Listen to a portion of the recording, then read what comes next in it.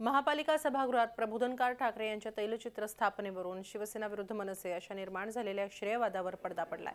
मनसे नगरसेवक चेतन कदम यांनी या प्रकरणात शिवसेनेवर नाराजी व्यक्त करताना संकल्पना चोरीचा आरोप केला होता।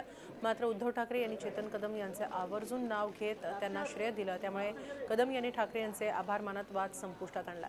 शिवसेनेचे महापालिकेतील नेते संकुचित वृत्तीचे आहेत असा टोला मात्र कदम यांनी लगावला।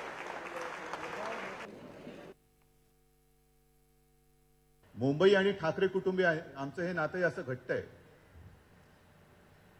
आणि त्या नात्याला जागून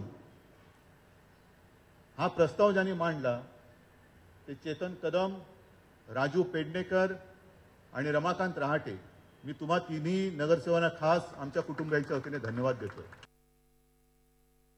पालिकेतले जे शिवसेनेचे जे नेते मंडळी आहेत त्यांनी कुठे ना कुठेतरी संकुचित बुद्धीने माझं नावाला बगल देण्यात आलेली आहे इथे।